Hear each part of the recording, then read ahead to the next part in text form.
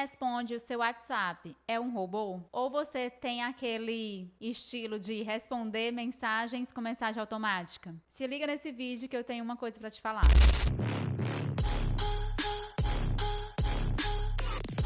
Se o seu atendimento está de uma forma robotizada, se você comprou um daqueles atendimentos ou programou o seu WhatsApp para estar respondendo de uma forma mais rápida para os seus clientes, nem sempre isso é uma solução que vai estar adequada ao seu negócio. Lembrando, eu estou falando nem sempre. Mas atualmente as empresas elas estão percebendo que os clientes eles estão chegando com mais vontade de conversar, com mais vontade de ser entendido. Por isso, nem sempre fazer esse tipo de contratação é uma boa escolha. Por exemplo, aqui na nossa empresa nós já fizemos uma experiência com esse tipo de serviço e não foi bom. A quantidade de clientes convertidos diminuiu. Percebemos que aquela função da pessoa conversar com o cliente, entender quais são as suas dores e apresentar as devidas soluções, fazia com que o cliente se fidelizasse a gente. Inclusive, nós temos clientes que indicaram a nossa empresa para outros clientes que, por outras empresas, não conseguiram ser entendidos.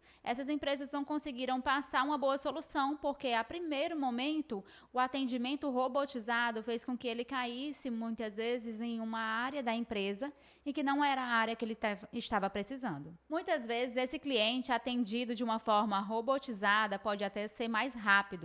Porém, esse cliente percebe que acaba sendo atendido não da forma que ele precisa ser atendido e caindo em pessoas ou em setores que muitas vezes não entendem qual é a real necessidade dele.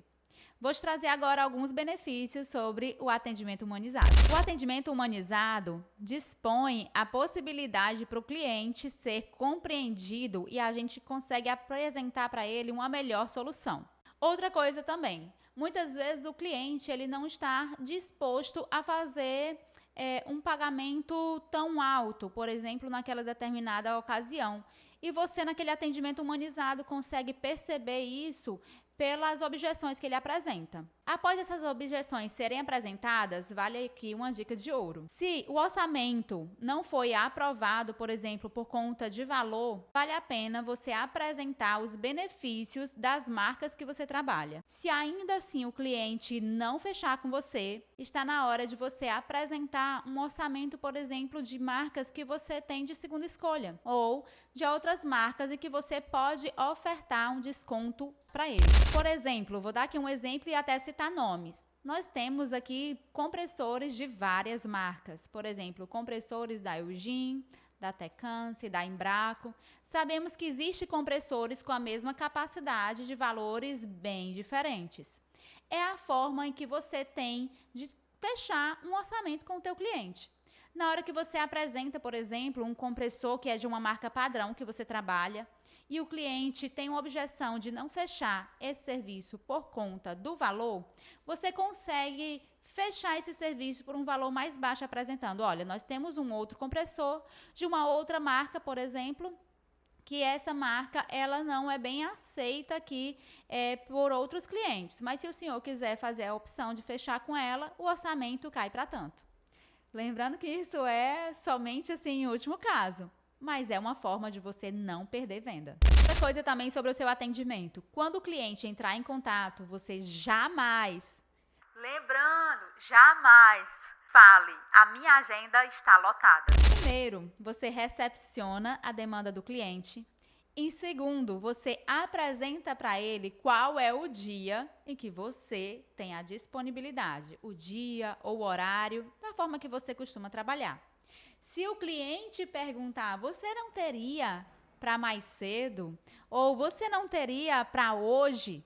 Aí é quando você diz, olha, nós estamos com uma demanda alta e a nossa agenda fechou por hoje, ou fechou até o dia tal, até amanhã.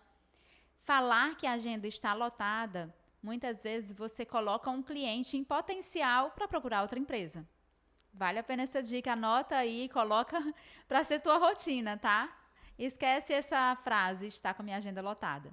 Outra dica que vale a pena você adotar, depois que nós adotamos isso, fez um boom aqui. Fazer o pós-venda. Quando nós fazemos esse pós-venda, além de aproximar o cliente, a gente percebe oportunidades de aprendizado, aqui para dentro da empresa, ou oportunidades de puxar um feedback com mais detalhe, além de fazer só o NPS, por exemplo. Se você não sabe o que é NPS, depois eu vou gravar um vídeo sobre isso, fica ligado.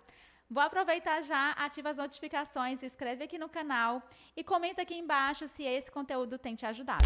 Continuando sobre a questão do pós-venda, é importante você saber qual a sensação que o cliente teve após o serviço realizado. Se você executou um serviço, o cliente não falou mais nada, ou então o cliente já foi falando, olha, deu tudo certo, aproveita para fazer algumas perguntas. Vou te dar sugestões de 3 perguntas. Primeiro, como foi o seu grau de satisfação com a nossa empresa? Isso é uma pergunta geral. Ele vai estar avaliando como foi o sentimento dele com relação à empresa em si. Segunda pergunta, como foi o atendimento do técnico? E terceira pergunta, se você ficou satisfeito, consegue indicar alguém para mim? Vai por mim. Essa terceira pergunta vai te fazer ser lembrado por esse cliente quando ele encontrar outro amigo, outro colega que sentir a mesma dor que ele. Ele vai querer apresentar a solução que ele conseguiu para ele também. Se você está gostando desse conteúdo ou se esse conteúdo tem te ajudado de alguma forma, você vai dar o like abaixo, compartilhar com mais umas 3 pessoas e também ativar o sininho para ficar por dentro de tudo que tem apresentado aqui dentro do canal.